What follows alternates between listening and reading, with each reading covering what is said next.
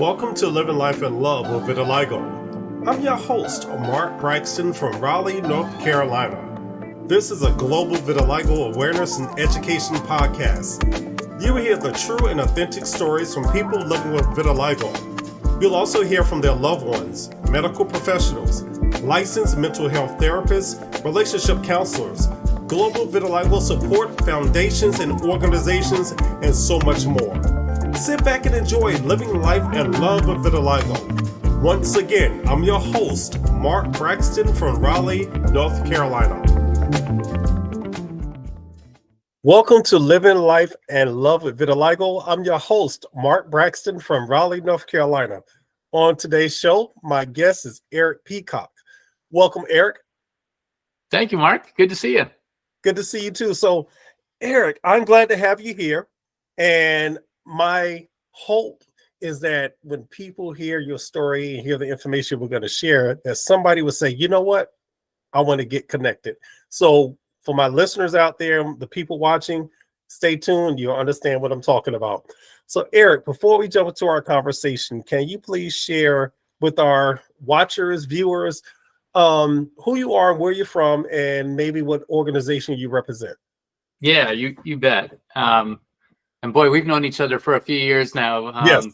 Connected to the vitiligo community because I too have vitiligo and have had vitiligo for, well, let's say more than 40 years. Wow. It's been a while. Yep. I was diagnosed in the first grade, actually. Wow. Yeah, my name's Eric Peacock. I'm the co-founder and CEO of a company called MyHealthTeam. And the MyHealthTeam is a mission-driven business where we create social networks, communities for people with different chronic conditions. And I've been the CEO of this company for 12 years now. It's something I started a ways back, and it's just this labor of love. It's a wonderful opportunity and to do this. And we serve now more than 60 different chronic conditions, everything from cancer and multiple sclerosis and RA and COPD and diabetes and heart disease to dermatological conditions like vitiligo.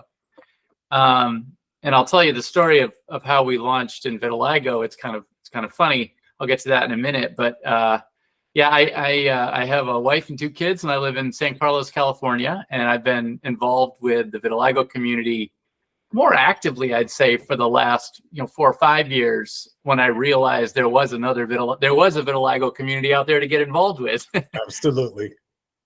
Yeah, I'm one of those people who went a good chunk of my life feeling like there's just not that many people who have it, and didn't think there's anything I could do about it either, which is pretty interesting. So yeah, it's been great to get to know you through the World Vitiligo Foundation and Vit Friends, and honored to be here with you today. Well, thank you. Something you said before we jump into our conversation. I know a lot of times people in our community feel the same way. Like, there's not that many people with vitiligo. I don't see that many people with vitiligo. And for some of us, that is true. I can go months without seeing anybody from our community. I know we're out there. Mm-hmm. I just don't see us. Mm-hmm. But when we have something like our conferences or a virtual call, then we see everybody. It's like, wow, there's a whole community of us out there, not just locally, not just in the US, but globally. Yes. And I think that's the important takeaway for anyone that wants to know about vitiligo. It's a global condition. However, it allows us to come together, and that's important. Yeah. And it's like 1 in 100 people have it. So right. I now feel like I see somebody like on the subway or downtown. I'll see somebody at least once a month who's got it now. Wow. And part of me is wondering if people are just a little more comfortable being out there with it now too, right, than they were 10 years ago, 5 years ago. Which is true. People are a little more comfortable because I think the knowledge is out there. People understand what the condition is. They're learning how it impacts us and that we live normal lives like everybody else. Right. And I think that's the great takeaway. We live our lives like everybody else. We go to work, we eat, we have relationships, We get upset sometimes. We have emotions and feelings. We just look different on the outside. Yeah. Yeah. And for me, I don't know, you can probably see a little bit more now. I've the sun's out, I've got a tan, so it's popping now for me more around my mouth and on my eyes. But my hands are always, they're always tan usually. You can kind of Right. see the difference. But in the winter, it's less noticeable for me too. So it's different than if I had darker skin where it just pops out a lot more clearly. Absolutely. Because in the winter, it doesn't go away from me. Right. You still see it. As I've said on other podcasts, I don't have much on my face. I have it around my mouth, but I have facial hair. You can't see it. And your facial hair is dark. Right, which right. is not hitting it that way. Otherwise, it would be all white if the vitiligo was coming in there, right? Right. Well, I have some white. Don't tell anybody it's gray hair. Yeah, that's why I have gray hair. Right, right. And I got this little patch here, starting to come in, and that's not Sure, vitiligo. It's just gray hair. No. But Yeah. I'm starting to get more white patches underneath my neck. That's new for me. And that started this year. So for 25 years, I've only had one spot on my neck, and it was always in one spot. But now it's starting to pop up, and I'm just, I'm at a stage in my life where I say, if that's what it's going to do, okay, but I'm still going to live. It's not going to stop me from teaching. It's not going to stop me from doing anything else I want to do. It's just another challenge that I have to tackle. And I'll go from there because my hands, it's been like that forever, it seems. So let's talk a little bit about my vitiligo team. Because we know you mentioned my health team, but under that is my vitiligo team. Yeah. And I want more people in our community to know what it is and understand what it is. Absolutely. Yeah. And I'm thinking I can share presentation here. Let me just see if I can actually do that. Tell me if you can see that. Oh, yes, I can see that. Yes. Okay, good. Yeah. So, right, like I said, at my health team, we create specific communities, social networks for each condition we serve. And one of them is my vitiligo team. That's what it looks like. If you go to myvitiligoteam.com, you'll see this here. And there's a few things you should know. One is it is free. You do not pay anything for this. The second is that you can read over 80 different articles and videos. We've got a lot of people on there. And I'll show you when you get into it here, kind of what it looks like. But inside, I can go to the resources tab here. And here's where, without even logging in, you can go to resources and you can read all of these articles and all of these videos with the top experts in vitiligo, who we're looking at here, Dr. Hamzavi, who's a wonderful guy. All of the folks who are involved with something called the Global Vitiligo Foundation, these are the leading researchers, the top 10, 15 researchers in the world who are part of this. And they come and they do videos here for us, for you, answering our questions, explaining what are the therapies, how do they work, what causes vitiligo. And the important thing about this is it's not Dr. Google. These are people who understand vitiligo better than anyone.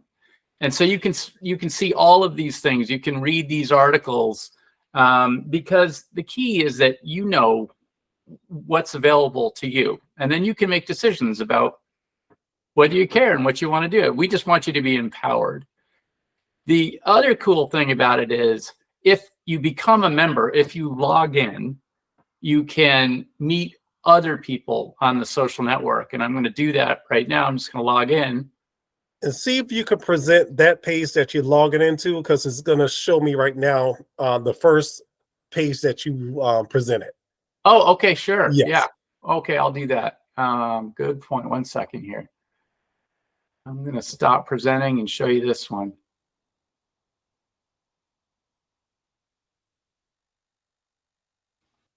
Yeah, so here I am on Meet Others coming up here. There it is. And you can see there's 13,540 people with vitiligo who joined this social network. And you can scroll through and you can find people who live near you, who have the same type of vitiligo, who have tried different treatments. And it's pretty amazing.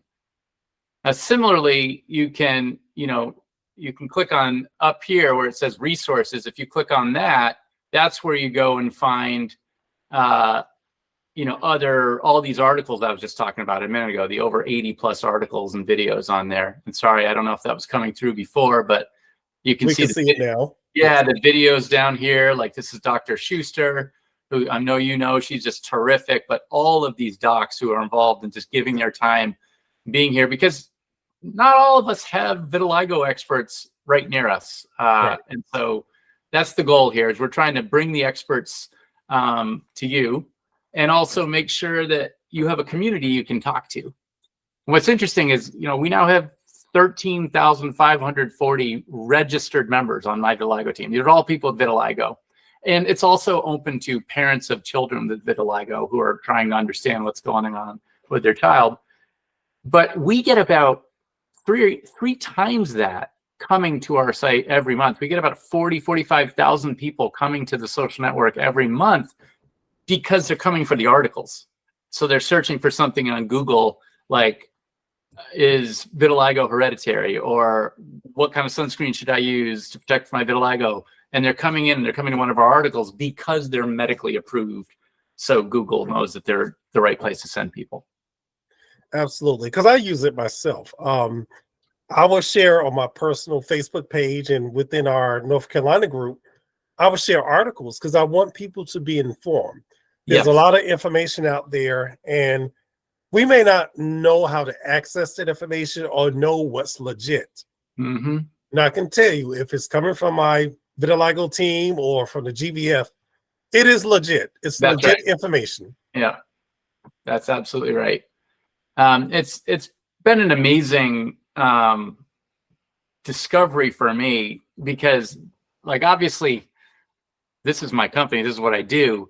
But I went 8 years before we launched my vitiligo team. Wow. And the reason is, when I was in first grade, the doctor told me, you have vitiligo. It's 1 in a million people who have it, and there's nothing you can do about it. And I believed that for 40 years. And he probably did too. He just didn't know. And, it was actually folks involved with the Global Vitiligo Foundation who reached out to me a few years ago and asked, hey, would you ever think about launching one of your social networks in vitiligo?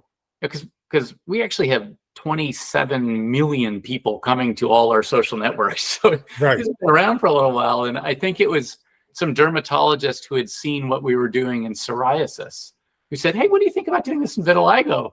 And I laughed and was like, well, luck would have it, I actually have vitiligo, but I don't think there's anybody else who has it. And they're like, oh, you're so wrong. Right.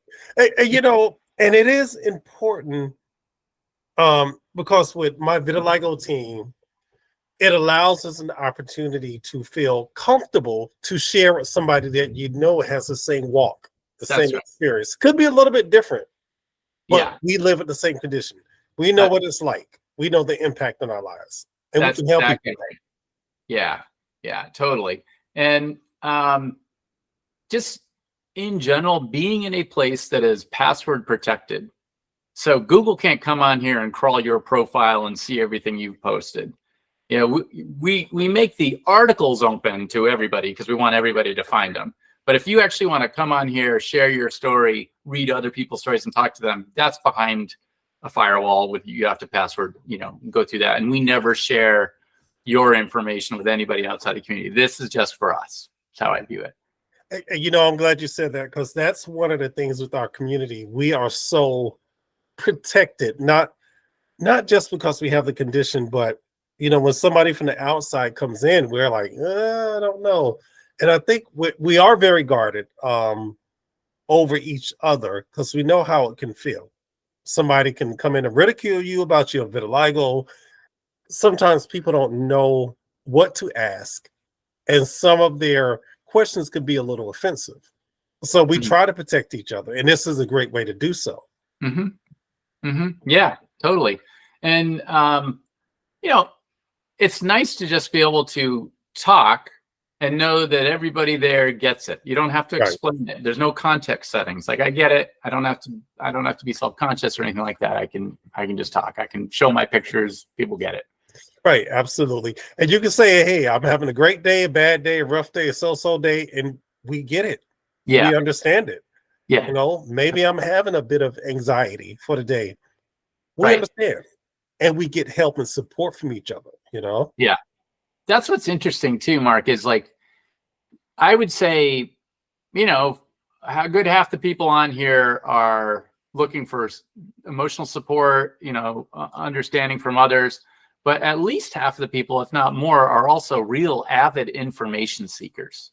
I want to read the articles. I want to know what the latest research is. So that's kind of like hearing from the doctors, the medically approved stuff.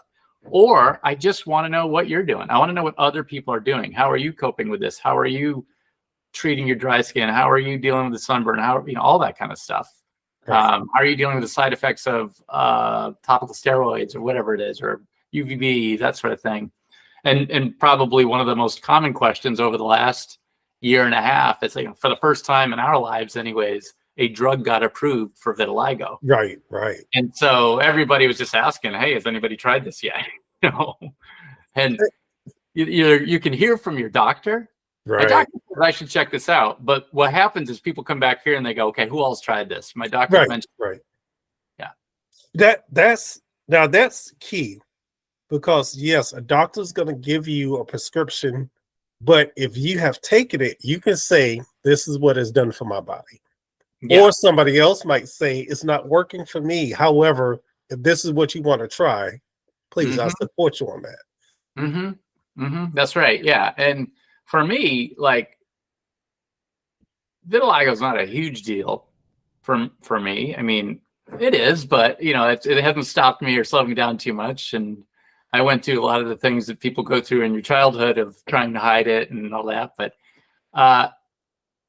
you know, when the drug came out for it, I was like, I'm not going to take that. Right. And then after about a year of seeing enough other friends who tried it, and, you know, like, they tried it right around their mouths, just like where I have it, I was kind of like, maybe I will try it, you know? And so who knows, just education, hearing from others, learning, it opens up opportunities for you.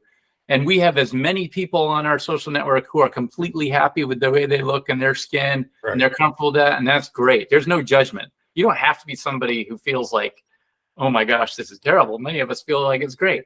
Or you can be like, I'm on the other side. Like, we have a lot of people who have a hard time leaving the house without putting makeup on. Right. And these are Black and Latino and white people equally. That surprised me. I thought it would be more darker skinned people who would feel more self-conscious. Turns out it is not. And that's the thing I say to people about vitiligo. It's an equal opportunity condition. It does not discriminate at all. You know, we all have the same experiences, regardless of our ethnicities, regardless of our social and economic backgrounds, regardless of religion. We all share the same experiences, and it impacts all of us the same. Right. So when we get together for conferences, it's never hey, what's your religion? No, it's, you have vitiligo. How are you doing? You know, it's never the things that I feel like we are so divided about in the world, in society. It's when we see each other, we understand we have this condition. I'm going to support you. Yeah. Regardless. Going to the World Vitiligo Day conferences is like a joy. This was my fourth one that I just went to. We were in Indianapolis just last month, right? Yeah. Yes. And it's just so great. Like, you get about 100, 120 people there, all who have vitiligo. You get a lot of repeat visitors. You get to know these world-class doctors as personal friends. I mean, I email, I Facebook with these guys. You know, it's so cool. And I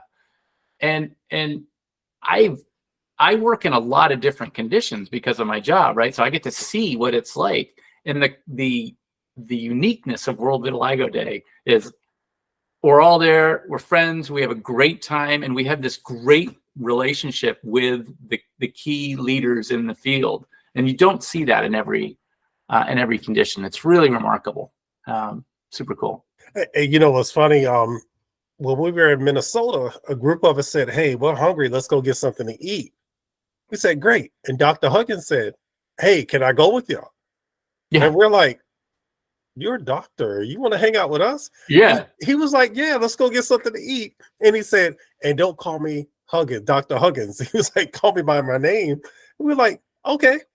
Yeah. It was different because, you know, when you have somebody in your inner circle that has a position, and you know, of course, we look up to our doctors, we respect them, but you see somebody that humbles themselves to say, "I want to hang out with you.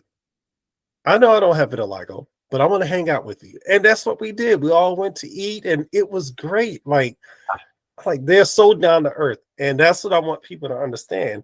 The doctors and dermatologists that are within our community are so down to earth. Like we can just talk to them. Yeah. Yeah. And that's the hard part is, you know, we recently did some research on my vitiligo team with members, and we asked them what their experience with dermatologists is like. And, you know, and I know that a lot of dermatologists just don't really understand vitiligo. Right. They might textbook know it. Oh, no harm with that. It's not going to kill you. I mean, Right. like a lot of times you get dismissed. That's not that serious. There's nothing. And I think part of it is because until recently they didn't have anything they could give you that would really help it.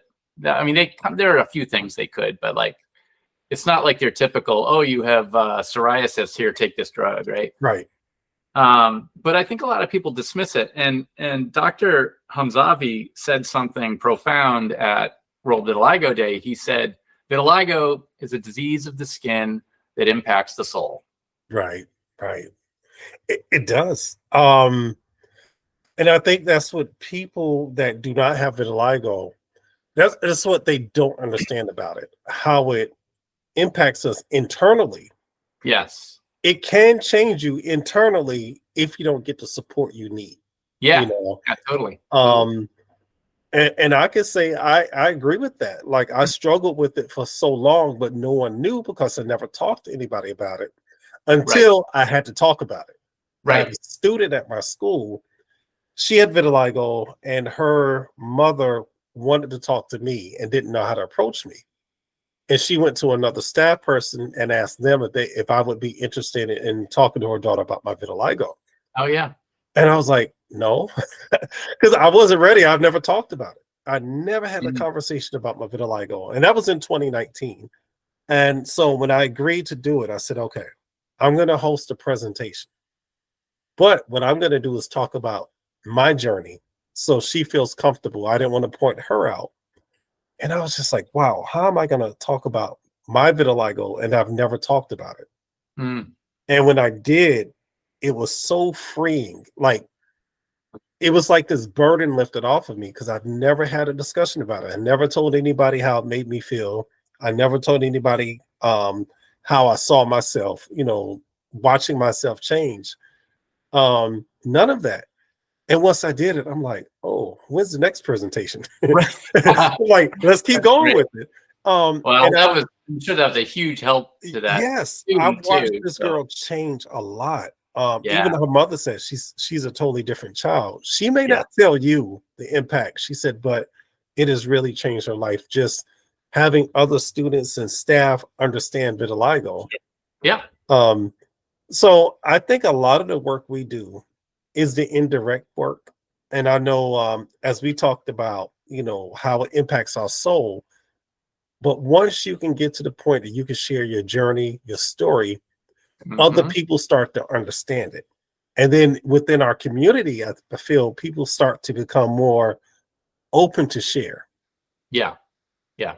Agreed. Now, it's a step. You have to take baby steps. And that's part of what we see happen on my vitiligo team as well. Is a lot of people go on there and at first they're just looking, they're reading, they're kind of observing, and then they see, oh wow, there's people are open here, they're sharing their stories, they're asking questions, and then they feel comfortable and it brings them in. So it's not quite the impact of your personal speech in front of a class, but like right. it's, it's kind of a scalable virtual way of doing that and reaching people no matter where they live and Absolutely. what their access to healthcare is, right? Like that's the goal, is just make sure anybody who wants to learn about this can. Right, absolutely. And that's the biggest push.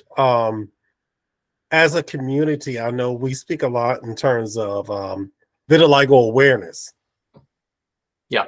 I want us to really look more beyond the awareness and do more of the education.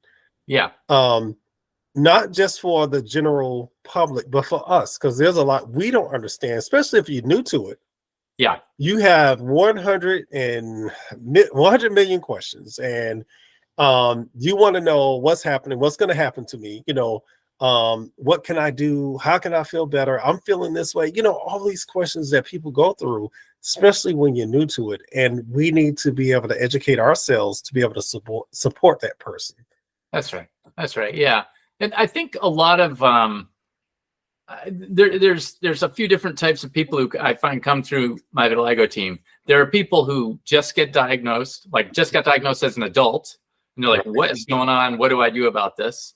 There are people who have young children who are just starting to get it. Same question. So the newly diagnosed group, right. if you will, they're just trying to like, whoa, what's going on? Is there a way to put the brakes on this thing? And then there's people who've been living with it for years. And maybe they're just having a tough time struggling with it emotionally, mentally. It's a challenge for them.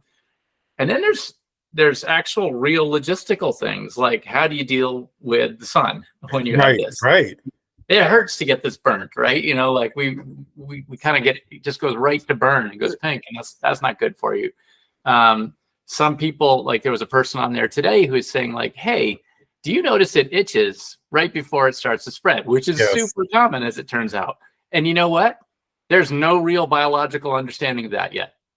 So I know I deal with that. And it's weird because going through the summer, you think, oh, did a mosquito bite me? Did this? And I looked down, I was like, no, it's just more white patches, but, and that itch is a real thing. Like for people that don't have vitiligo, that itch is a real thing. It bothers you. You got to scratch it. I don't care what you put on it. It's not going to stop the itch until I don't know if it's just the pigmentation going away at that point, and you're actually feeling the immune system attacking the melanocytes. We don't know. It is just a weird thing. It is that vitiligo itch. What's exciting to me about it, though, is when you start to get a critical mass of people saying, yeah, this is how I experience it and when I experience it, that starts to bring awareness to a topic that one of our 10 or 15 friends who are the world's leading researchers in vitiligo could go, I think I can go figure that out. Right. We're actually bringing this signal to the noise. We're saying like, hey, here's something we're seeing here. Check that out. If that's telling us a signal, what can we do about it? Right. So I think it's great, but there are a lot of practical things like that. And there are practical things too, like how did you get your insurance to cover that insurance, to cover that drug? Or how did you get, that makeup, if somebody wants to cover it up, how do you talk to your boss about it? How do you talk to your colleagues about it? All that stuff. So it's just important. You're not alone, and no matter how you come at it, whether you're totally comfortable with it or not, you have something both you can learn and you can contribute to the community. So we sure hope you do. And you know what? And what's interesting that you said about your boss, because sometimes our coworkers, our administrators, they don't always understand vitiligo. Mm-hmm. And they will make decisions that they don't realize may impact us. Right. It is not contagious. So if you're a teacher, don't worry. Right. Or at carpool, can I stand in the shade and not in the sun? Right. Sure. I had to say that the other day, and I mentioned that on another podcast. I had to say to my supervisor, I can't be out in the sun like that. Right. And she said, why? She said, Mark, I forgot. It's to the point we worked together for so long, she doesn't see it. Yeah, right. Yeah. And she said, I knew that, but I didn't think about it at that point. I just know I needed you out there because I know I can rely on you. I said, yeah, but at the same time, I have to remind you, I need to be in the shady part. Yeah. Unfortunately, and one of my other coworkers understood. She said, oh, yeah, no problem. Yeah. It's like, cool. Yeah, I got to protect myself too, 100%. And we have to speak up. We don't always like to, but you do. Right. Yeah. You have to let people know. I see your dog just entered the screen in the back. Yeah. Okay. Sorry, buddy's joining us. Not a problem. I had someone on the other day, Nia. She had her dog jump to her lap. So hey, animals are welcome too. Okay, thanks. You're welcome. But we have to be able to speak up and advocate for ourselves. Sometimes we are afraid to, because we don't want to make ourselves feel like the outcasts or the oddballs in certain situations. But I know if a group of friends said, hey, we're going to go to the pool, and it's an outdoor pool, I'm going to have to decline. And I might have to explain, I can't be on the outdoor pool like that. I can get burned easier than you can. So that way they can go, okay, we get it. Maybe we can go to the indoor pool instead.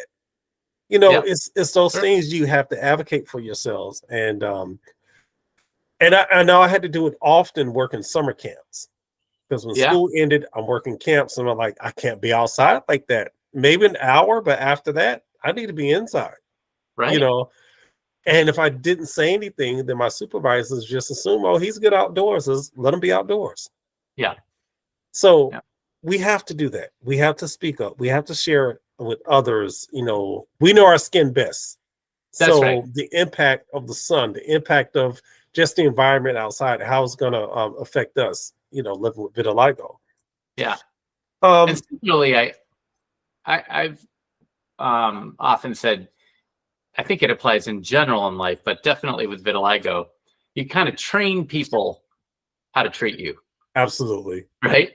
And so when I mention it casually, sorry, I'm going to let this dog out so he doesn't. Not a problem. Yeah. When I mention it casually to somebody, like, yeah, so I have vitiligo and blah, blah, blah, they can see I'm comfortable with it and I'm talking about it and I move on, and they move on too. Right. I think they do. Right. And they do. I would say if you look in the 80s, the 90s, vitiligo was a little taboo. Yeah. People didn't know what to say. They didn't know how to react to it. Right. We knew about Michael Jackson. There was so many jokes that went around, and because we didn't know. Yeah. But now I'm thinking about, and here we are in 2024, people know, or they have access to information. You can Google. If you don't know what it is and you see somebody in the store with white patches, I'm not going to say the word because they'll pop up on my phone. But you can just say white patches on the skin, and it'll pop up with all the vitiligo articles you need. Right. Yeah. So, you got Harlow now. You got vitiligo Barbie. You got it. It's all out there. It is. Even the vitiligo Lego friends. I'm like, it's out there. Yeah. And of course, the advertisement for the current drug, which is out there all the time. Right. It's funny. The actor in that, Omar. I didn't know him personally. And then I'm like, God, that guy looks familiar. well, what I would tell you how I shouldn't float my boat, but I actually helped get him to the conference indirectly. Nice. I had him on the podcast. I reached out to him. I'm like, hey, he's a real person. Hey, Omar, I'm Mark, and would you be interested in coming on the podcast? And he said, sure. So we organized the time. He was on my radio podcast, and we talked, and I said, it'd be great if you can come to the conference, but I think the conference was like the following week. So of course it was too late. And so we had talked, and he wanted to start his own community there in Canada. So I said, okay, Dr. Huggins, hey, Omar, the gentleman in the advertisement for Opsilora said is interested in starting his own community. Hey, would you connect with him? And he said, sure. Invited him to one of the community meetings, and boom, he's at the conference. So it's interesting. And I think we need to advocate more like that, just inviting people, because Sure. I feel like had no one reached out to him beyond just being in the commercial, then he would never have been at the conference, Yeah, good for you you for know. doing that. Yeah. And to meet him in person, I'm like, oh, hey, you are a real person. This is Omar. Yeah. Because Yeah. I feel like I've known him for a while because I talked to him. Yeah. And Right. I see him on social media. So I follow him on Instagram and Facebook. Yeah. And I hope at some point they invite the young lady who's in the Opsilor commercial to the Yeah. conferences as well. Yeah.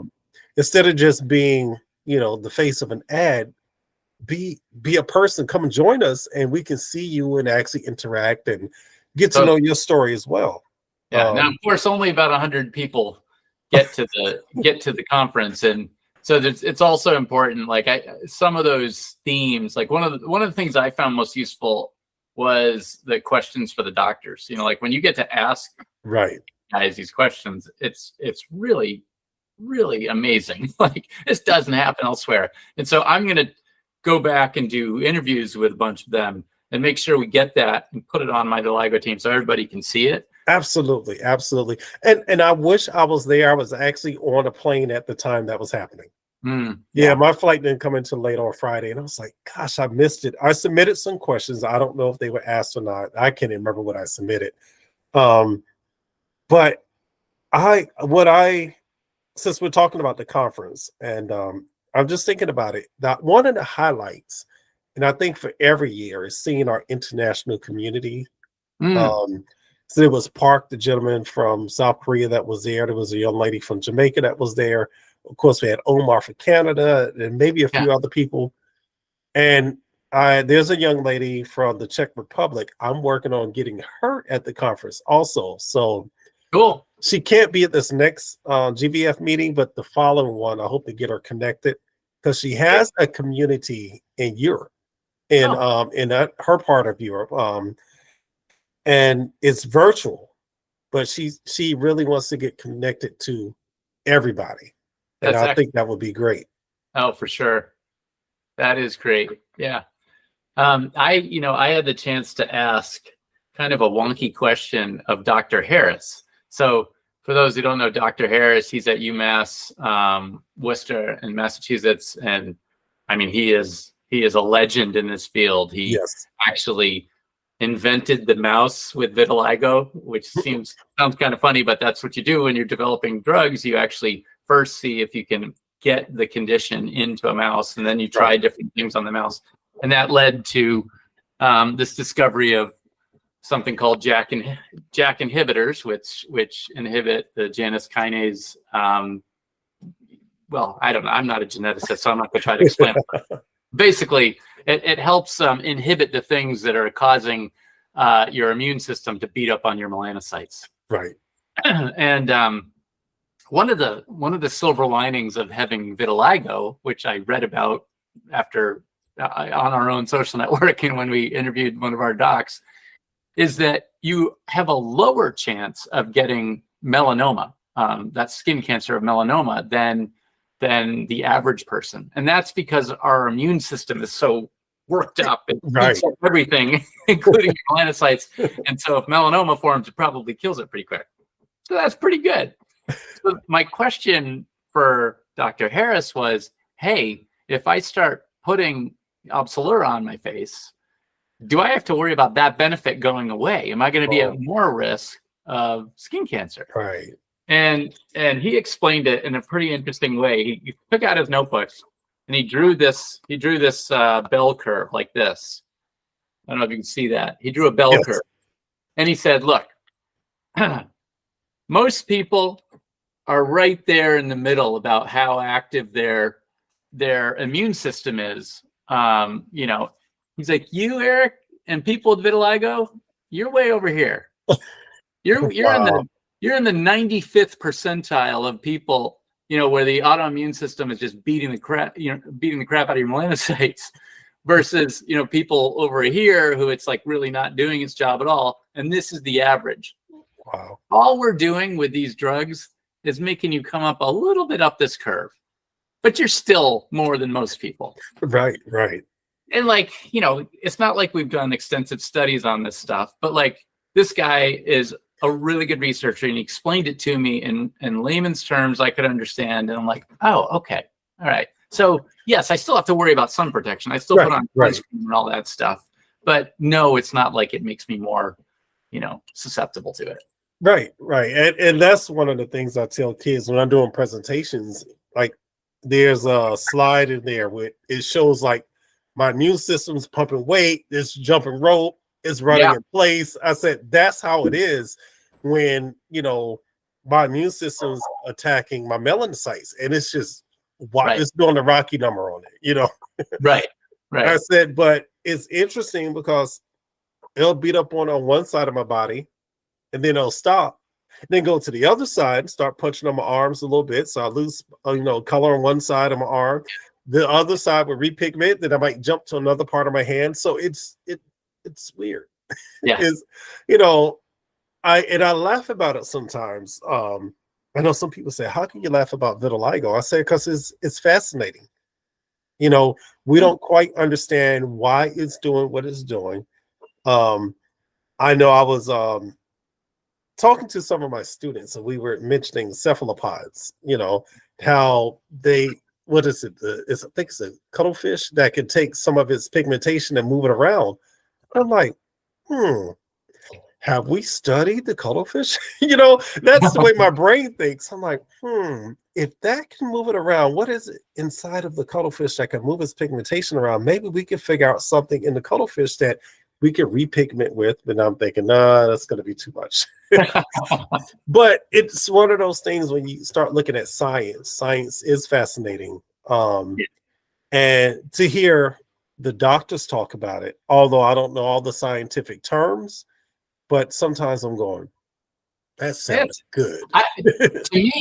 To me, it was important to understand what that drug is doing before I was going to try it myself.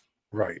And also, one of the things I saw, last year when I presented at the World Vitiligo Day, I shared research of all these people who'd been taking the drug. And it was really important because there were people who've been on it for a little bit who hadn't been told, hey, it takes a while for it to work. They didn't have that understanding of how it works. And they thought of it, it's a skin cream. It should work immediately. Most of us, you get a cut, you put on the lotion and fixes it, or you get dry skin, you put on the lotion and fixes it. Not with vitiligo. What this stuff is you're putting it on. I put it on twice a day, right? And the first thing it's doing is going into my skin, and it is tamping down the immune cells that are beating up on melanocytes. That takes months for that to happen. So I just have to believe, I have to have faith, having seen all these other people go through it, just keep putting it on for a few months. Then once it tamps down those T cells, the melanocytes have to wake up, and the melanin or the skin color comes up the little hairs, the vellus hairs, and back and repigments the skin. And so I think what they tell you is expect it to take 6 months. It's going to take a while. Yes. 6 months. And by the way, expect to see nothing for the first 2 months. Now I'm like 5 weeks in and nothing's changed. But like I was expecting that. But when I did that research, the people who weren't told that by their dermatologists, because not all these dermatologists really understand vitiligo. They just know there's a drug they can prescribe, and so they give it to you and go for it. They weren't happy. They're like, why am I taking this? It's a pain in the neck to get my insurance to cover it and all that stuff. So you got to know before you put the stuff on so that you know what to expect. Absolutely. It's funny. I ran into a lady one day at a Walmart, and she stopped me. She said, my doctor gave me a cure for that. I said, well, I think what she gave you was Opsilor. She said, yeah, you heard about it? Yes, I know all about it. I said, it's not a cure, it's a treatment. It works very well, but you got to stay on it. I said, one day they will have a cure. Just not yet, but one day. But she was shocked that I knew about it, and I'm not using it, but I'm like, I don't want to use it. I may in the future, who knows? But right now, I don't want to use it, but other people may. And I told her I do support it. I'm familiar with Insight, the company that got an FDA approved. And she's like, wow. I said, yeah, there's the Global Vitiligo Foundation. She's like, I didn't know it was all that. Yes. Yeah. I said, Right. there's a large community out there, large organizations that support local communities. And I said, but you just have to do the research and know where to go to find this information. Yes. Well, Eric, we've been on for a minute. I do have another meeting that I have to go to shortly. I'm always doing something. But no, before we wrap things up, is there anything, words of encouragement, or anything you want to share with the community? Sure. Well, thanks again for having me here. I really appreciate it. And I would just say, look, you're not alone. 1 in 100 people have this. That's a lot of people in this country then who have this. And go to myvitiligoteam.com. It's free. You can read, you can share, you can connect with others, and you should. I think the other thing that I'm realizing is I know for many people with vitiligo, it is hard to get it diagnosed. It is hard to find a dermatologist. It's hard to find time to get one. Sometimes, like where I live, it takes 4 months to even get an appointment.